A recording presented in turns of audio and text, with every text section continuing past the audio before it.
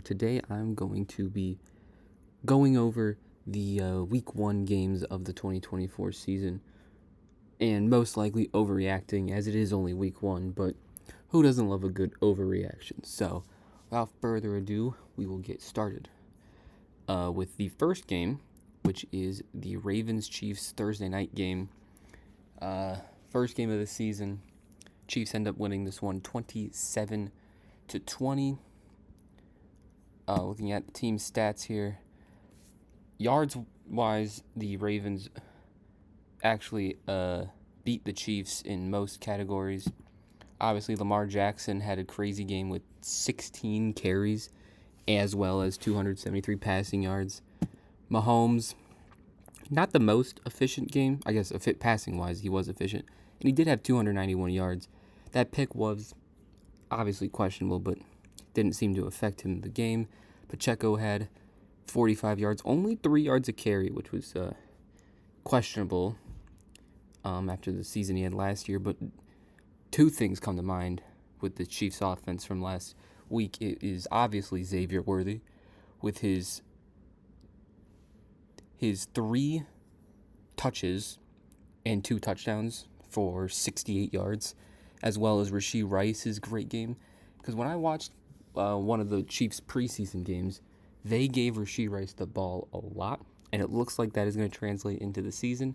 Who knows what happens when Hollywood Brown comes in, but it really looks like Rashee Rice might be the number 1 receiver, and he'll get a lot of targets. Travis Kelce, he had that one play where Mahomes broke a sack, and then just threw it to Travis Kelce, who probably didn't run a real route, but he didn't really have a lot of action in this game. And speaking of the tight ends, Isaiah Likely was the headline of the receivers for this Ravens team with his monster game, and then Mark Andrews not really doing anything. The big storyline of this game also was all those illegal alignment penalties.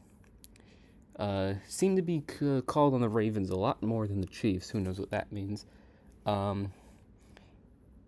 One thing I did also notice is how Chris Jones dominated the Ravens' young offensive line in this game. They couldn't really stop him. The only thing they really could do was let Lamar Jackson carry the ball because of his lost weight he had this offseason to get faster, and he did look faster, averaging 7.6 yards a carry as a quarterback. Is insane. But yeah, Chiefs end up winning this one. So they didn't lose week 1 like they did last year, so maybe that means they lose the Super Bowl or don't make it. And when it comes to the Ravens, I'm not too worried about them. It was a tough game to beat the Chiefs. Then we get to the next game, the Friday night game, which is Packers-Eagles. On the Packers side, Jordan Love obviously struggled a little bit, missed some throws. Who knows if that was the playing surface. That was one of the big stories of this game, was everyone was slipping. Even Saquon Barkley slipped on his first carry and then had one of the best games of the week. But talking about Jordan Love, the major thing is his injury. It is an MCL sprain, so luckily is not a season-ending injury for Jordan Love. He will be back, probably with a big knee brace. So hopefully he can come back, because he's the high. Well, now he's the second highest paid quarterback, but he's too good of a quarterback, and it's the league's better when he's on the field. So I'm glad it is only an MCL sprain. Again, mentioning Saquon, it was kind of interesting to see, at least to me, how the Eagles O-line would do without without Jason Kelce, especially like the tush push. Now the tush, they didn't. I don't know if they converted. They converted one of them because Hurts just carried himself with a bunch of people on top of him over the first down. But the other time they used it to just draw the Packers offside. But outside of some miscommunications with Jurgens and Hurts, it didn't seem like the Eagles missed Kelce as bad as I thought they would. Another thing I liked for the Eagles is I liked the play that Quinyon Mitchell had. I thought he played pretty good outside of that one big game that Jaden Reed had on him, I think in the fourth quarter. I really liked what Quinyon Mitchell did, as well as, of course, you can't talk about the Packers without talking about Jaden Reed's performance. His 4 receptions for 138 yards and a touchdown, as well as his 33-yard rushing touchdown as well. We'll see what Malik Willis can do next week. Seems like they're going to stick with him. Who knows, maybe they get a veteran like Ryan Tannehill if Malik Willis struggles.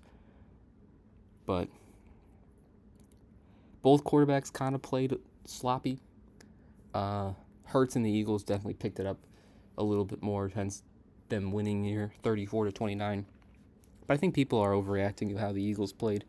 I think the Eagles played just fine, and I think they recovered well enough for us to have confidence that they can still be good this year, especially with Saquon and having his performance that he did. Now we get into the 12 o'clock games. First one is the Panthers-Saints. Yeah, this one, not much to talk about this one. The Saints kind of dominated from the beginning with the deep touchdown and then the pick from Bryce Young on his first play. And yeah, Bryce Young did not look great in this game. We'll see, is he the future still? They still have a whole season. It is only week 1. People overreact to week 1. So we'll see if this carries over throughout the rest of the season. And, I mean, there's not much to talk about with the Panthers.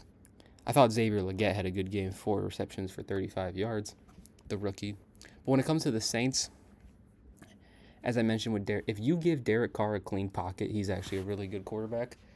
And you would think it would be a struggle with their young O-linemen like Trevor Penning and the rookie Fuaga, because Ramczyk is hurt. But it didn't seem to matter in this game, and Derek Carr got that clean pocket, and he played very well. Kamara and the Ravens and the Saints' run game was great. Of course, Rashid Shaheed had that big touchdown. Chris Olave didn't really do that much, to be honest.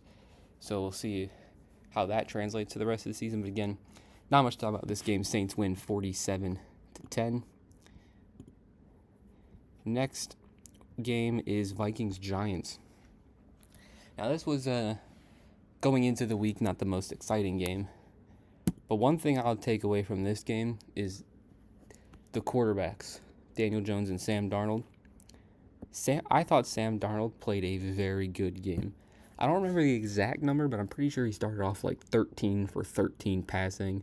He threw that great ball to Justin Jefferson, a couple good passes to Jordan Addison. He honestly played pretty good. And I've said going into this year that he has the talent around him to consistently throw for 200 yards, 2 touchdowns, maybe a pick here and there, and have good completion percentage, and just get the ball to players like Hawkinson when he comes back, Addison, Jefferson, and then obviously give the ball to Jones and Ty Chandler.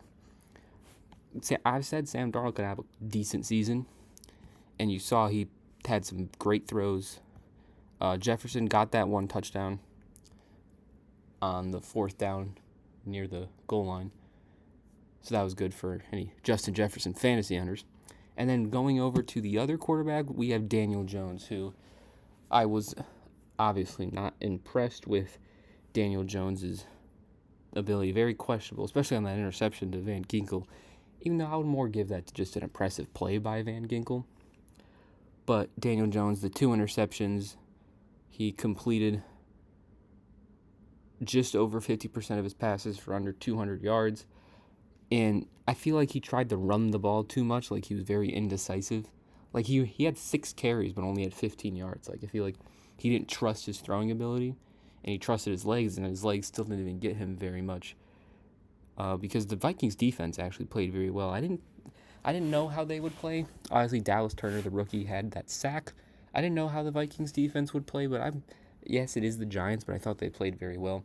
Malik Neighbors, of course, the top pick for the Giants, had a good game. Had some good catches. There were some good throws from Daniel Jones, especially it seemed like to Malik Neighbors. He had 5 catches for 66 yards. And as I mentioned, the Vikings defense, which was surprisingly good to me, the Giants defense was surprisingly bad. Outside of Dexter Lawrence, I didn't see much from the Giants defense. They let Sam Darnold kind of not be too pressured. And just like Derek Carr, you can give Sam Darnold a clean pocket. He can actually make some good throws. And so I didn't like what I saw from the Giants defense, loved what I saw from the Vikings defense, and the Vikings take the 28-6 lead. And I actually did not mind the Giants uniforms. I was skeptical of them when they revealed them, but I actually did not mind them that game. Next game we had Patriots Bengals. Now this was a ugly game. Main thing to go off that was the Bengals 2 fumbles they had. I'm pretty sure they showed a stat where they had 2 fumbles all year last year, and they had 2 this game. But honestly, what else do you expect from the Bengals at the beginning of the season? They've never played particularly well at the beginning of the season. And when you combine that versus a Patriots team who will always play good defense, especially Christian Gonzalez, who had a great game, I thought, they're just not going to play great football. And when you give a guy like Jacoby Brissett, when you put him in a position where he only has to beat 10 points to win the game, and I thought he actually had a decent enough time in the pocket. I don't know if that goes to potentially a questionable Bengals D-line or a good Patriots O-line. I thought Brissett had time. He made enough plays to win this game. Ramondre Stevenson had a good game. Not the highest yards per carry, but he got 120 and a touchdown and not much receiving. No one even caught the ball more than 3 times for the Patriots. But a low-scoring game. Patriots get the win 16-10. Good start for the Gerard Mayo era in New England. Then we get another low-scoring game, Steelers-Falcons. The first thing that stands out to me in this game was T.J. Watt he was nearly unblockable, it felt like, in this game. Pressure after pressure. Was that one fumble a false start? Who knows? It almost looked like he got it off in time. Not quite sure, but yeah, he was everywhere. Kirk Cousins looked a little, I don't know if I want to say rusty or still recovering from that injury, but he did not look great. 155 yards, 1 touchdown, 2 picks. He had the 1 touchdown he had was wide open to Kyle Pitts as well, but he did not look great. And just like how T.J. Watt was unblockable, it felt like the whole Steelers D-line was unblockable. They ended up with, looks like, only 2 sacks, but it felt like they got a lot more pressures than that. Justin Fields, just like Jacoby Brissett, he just did what he needed to do. Got Chris Boswell in position to hit 6 field goals. He played a turnover-free game, Fields did. He also gave you 57 rushing yards. Was not mad at his performance. George Pickens had some good catches. Of course, Najee Harris got those 7 yards. Not the best average, though. Bijan, 23 touches for Bijan. Hopefully that number goes up. But all in all, pretty low-scoring game. And that always plays in the Steelers' favor. So they win this one 18-10. Then we move on to Texans-Colts. This game was fun. This seems like this is going to be the case for many years with these two teams, especially with Stroud and Richardson. First, C.J. Stroud, a typical C.J. Stroud game, good completion percentage, 200-plus yards. He seemed like he threw for a lot more than that more often last year. Had 2 touchdowns. Joe Mixon was unreal in this game. Not only did he have 160 yards and a touchdown, but he also managed to average 5 yards a carry on 30 carries. Nico Collins still seems to be Stroud's number 1 guy, despite Tank Dell being back, despite bringing in Stephon Diggs. Although Diggs had the 2 touchdowns and the 6 catches, it still seems like Nico Collins is Stroud's guy. And then maybe it's Nico's his guy in pretty much every other aspect except for the red zone. And then maybe that's when he looks for Diggs or Mixon. But yeah, the standouts, obviously, touchdowns-wise, was Mixon and Diggs.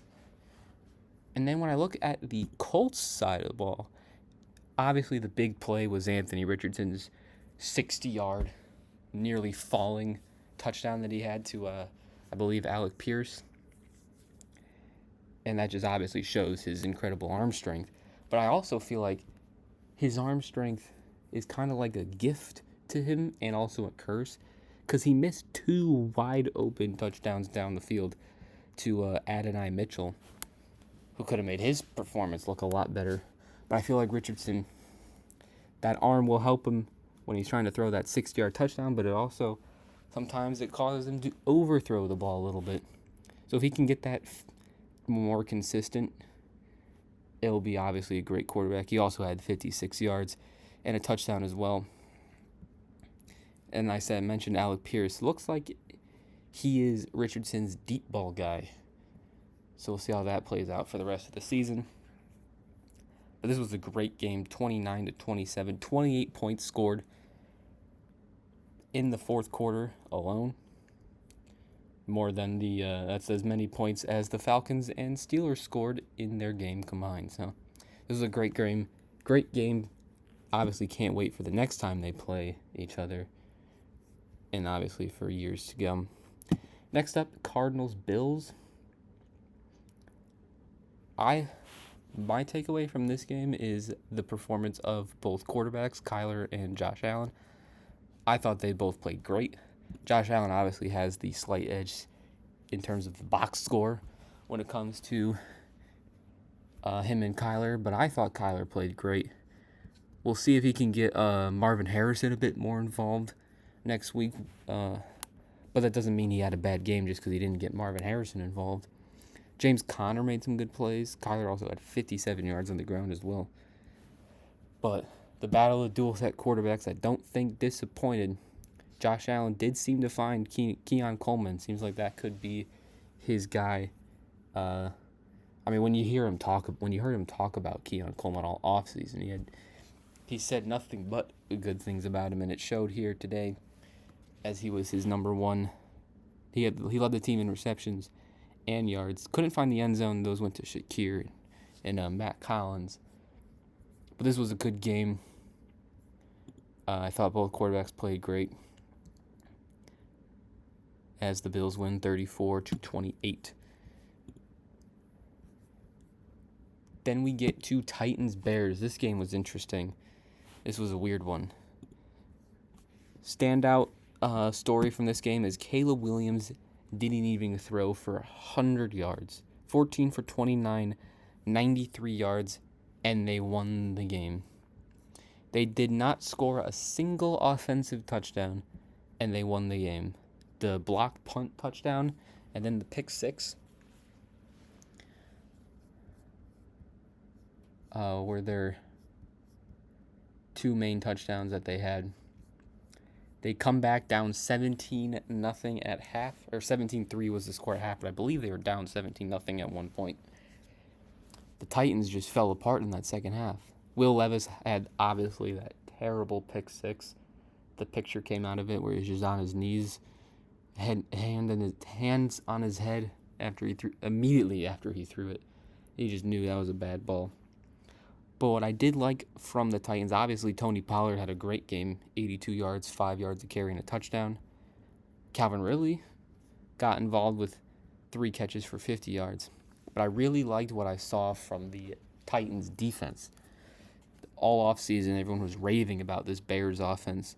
And outside of that cool hurdle DeAndre Swift had, this Bears offense did not do much. Keenan Allen had an opportunity, I believe, missed throw from Mr. Caleb Williams. Roma Dunze didn't have the greatest game. He did get hurt. Now, I think I just saw a report there's a chance he plays next week, so we'll see what happens. But I did like what I saw from this Titans defense, and I think the Titans will be a very competitive team as long as Will Levis can cut down on those bad interceptions as the Bears make the comeback and win 24-17. Then we get to the last game that was at 12 o'clock, which was the Jags-Dolphins game.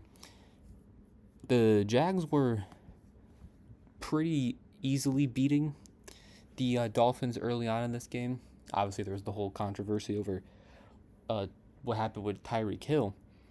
But at the beginning of this game, it seemed like the Jags were going to take this one. And then that crucial play, the fumble from Travis Etienne, fumbled near the end zone, recovered by Miami. I'm pretty sure on that next drive is when Tyreek Hill had that deep touchdown where he just outran everyone, and then had the handcuff celebration, which was kind of cool. But Tua, although not an insane completion percentage, a good one, 338 yards and a touchdown. Devon Achane also had 24 yards and a touchdown as well. When it comes to the Jags offense, outside of that fumble, Etienne had an okay game. Tank Bigsby had that big run. Brian Thomas, I liked what I saw from him. Trevor Lawrence played an okay game. A little bit more, maybe could have gotten the Jags the win here, but this was a very interesting game. Dolphins ended up winning 20-17. Then we move on to the first game in the sort of 3 o'clock window, and this was Seahawks Broncos. Now the main thing here was Bo Nix's first game, and although he had some very questionable interceptions, especially that one where I believe the announcer even knew it was a bad ball as soon as he threw it into triple coverage, I did think I saw some good plays from Bo Nix. I think he had one drive, if I'm correct. I think he made some good plays. I wasn't completely upset with how Bo Nix played. It wasn't the greatest game, of course, but it wasn't the worst game ever. That's for sure.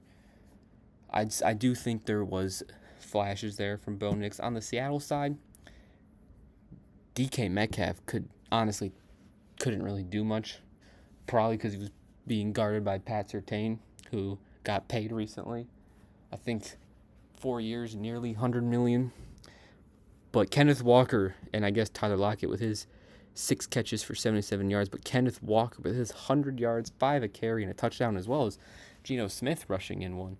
The run game for the Seahawks is really what pushed them over the edge against the Broncos. But the Broncos still end up with 20 points despite Bo Nix's up and down game, in my opinion. But Seahawks win 26-20. Then we move on to Raiders-Chargers. Big thing in this game was the Chargers' run game. The Raiders could not stop J.K. Dobbins. 10 carries, 135 yards, and a touchdown. 13.5 yards a carry. To do that on 10 carries is insane. Gus Edwards didn't. I thought Gus Edwards was going to be the number one guy, but it seems like J.K. Dobbins has easily taken that. Justin Herbert honestly didn't do much because he didn't really have to do much. He threw his touchdown to Lad McConkey, which was cool. Quentin Johnston caught some passes, so that's good for the Chargers' young receiver who had let's just say a down rookie year. Ignore the brightness setting there. A down rookie year, a lot of questionable drops, but he got the passes. And obviously you want to talk about J.K. Dobbins' performance, but I think the more interesting and the more impressive performance was Chargers rookie lineman Joe Alt. He had one of the more difficult matchups a rookie tackle can have. Not only he's going up primarily against Max Crosby, but that Raiders D-line as a whole is good, including you got second-year Tyree Wilson, Christian Wilkins as well. That's a good Raiders D-line, but obviously the main piece there is Max Crosby. And I'm pretty sure I saw a stat where Joe Alt didn't allow not only did he not allow a sack against Max Crosby, I don't even think he allowed a pressure versus Max Crosby. To do that against arguably a top 3 pass rusher in football as a rookie is insane. You combine him with Rashawn Slater, and these Chargers tackles have a very bright future. Quickly on the Raiders side, Jacoby Myers had a great game. Devontae Adams got involved. Brock Bowers had a very solid rookie debut. 6 catches is pretty good too. Madison had that hurdle then ran in for a touchdown. But there wasn't too much on the Raiders side. This was mainly a Chargers game. Chargers win, and they it was 9-7 going into the third, and then they just pulled away in that fourth and ended up winning 22-10 over the Las Vegas Raiders. We get our second to last game, of Sunday, outside of the Sunday night game, Browns Cowboys. Now this game was I'm pretty sure the Browns were actually favored going into this game, and obviously they should not have been. Dak Prescott, who actually became the highest paid quarterback in history, so highest paid player in history, like 2 or 3 hours before the game kicked off, he a lot of passing numbers were the passing yard numbers were very low. Like Dak Prescott had 180 yards. I think the leader might have been like C.J. Stroud, who was probably up there in passing yards at like 230. So passing yard numbers were very low, but Dak Prescott had a solid game. Zeke had that touchdown. Good to see him. Also in a Cowboys uniform again, also had that hurdle as well. Is Zeke back to vintage Zeke? We'll have to see. CeeDee Lamb had a good game. Brandon Cooks, four catches, 40 yards for a touchdown. But the main story was the Cowboys' defense, as well as Brandon Aubrey. They almost let him attempt a 71-yard field goal after he casually hit a 66-yarder, but there's a penalty. But Brandon Aubrey, outside of Justin Tucker, is 100% the next best kicker in football. We had 2 great kicker performances in him and Boswell. But the main story of this game was the Cowboys' defense. The Browns could not do anything. Just when I thought they were playing well, the Cowboys' defense just immediately shut them down. The most yards a player had on this team was 44. Jerome Ford had 44 rushing yards. Njoku had 44 receiving yards. The Browns couldn't do anything. The Cowboys look, once again, like a Super Bowl contender in the regular season. They just have to prove it in the playoffs. And we'll see what they do about Micah Parsons' contract, because they've paid CeeDee and they've paid Dak, so we'll see what they do about him. Last game before the Sunday night game was the Bucs versus the Commanders. Baker might have been the quarterback who had the most passing yards, and he might have had the most passing touchdowns as well. 24 for 30, 289 yards and 4 touchdowns for Baker. It just makes sense now why they paid him. Obviously, it made sense, but when he has literally the best performance of any quarterback this week, or at least on Sunday, but probably this week, it just makes even more sense. They didn't even have much rushing attack. They had about 100 yards rushing, and that includes Baker. They had like 114, or I guess Kyle Trask -2 puts them at like 112 rushing yards. But they didn't even have much of a rushing game. Mike Evans, despite only 5 catches, 61 yards, he looked very good versus the Commanders secondary. Jalen McMillan got his first touchdown in the NFL, I believe. But yeah, the Commanders secondary definitely was questionable this game.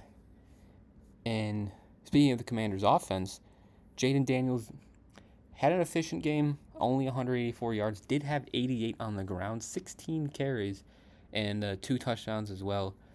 I liked what I saw from Jaden Daniels. Now, I feel like his decision making at times, at least like when it came to running, like when to run, when not to run, when to get. I feel like he took a lot of unnecessary hits. Now he did end up with 88 yards and 2 touchdowns. Maybe that's what you have to do to get those numbers. But I feel like Jaden Daniels maybe should try his best to tone down the hits, because if he can have a long career, he'll obviously have a successful career, because he played great today despite maybe the numbers not showing it, at least passing wise. But he didn't have enough help from his defense, as they gave up 37 points to the Bucs as they win 37-20. Moving on to our second to last game, the Sunday night game between the Lions and the Rams. The rematch of the Matthew Stafford actually led the league in passing yards in Week 1 with his 317. That one throw he had where he was getting hit, like he couldn't even see the receiver, so that was insane. Kyron Williams had a great game, 18 carries, 50 yards. But Cooper Kupp was the main guy today. Now, I know Puka got injured, but if Puka was healthy this whole game, I still think Cooper Kupp would have these numbers. 14 yards, 14 catches, 110 yards, and a touchdown. Matthew Stafford loves Cooper Kupp. It's why he had the Triple Crown when he had a whole healthy season. It's why he was one of the best receivers before he got injured last year. He is Stafford's guy. This is actually the only game to go into overtime, too. And without Puka Nacua now for, I think he's on the IR, so at least 4 weeks, expect Cooper Kupp to be one of the better receivers in the league, maybe even throughout the whole season.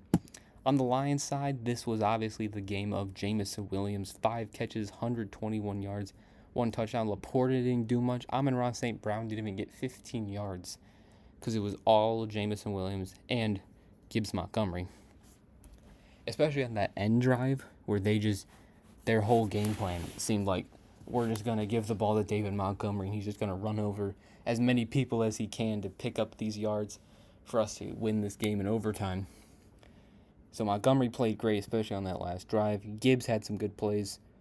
Lions overall, good game on offense. This was a good game in general, as the Lions win 26-20. And then we get into our last game here, which was the Jets-Niners. Aaron Rodgers finally played a full game on the Jets. He had that one drive. It was either the second or third drive of the game. He kind of looked like vintage Aaron Rodgers there. The throws he was making to Garrett Wilson was... The Rodgers to Wilson connection looks real.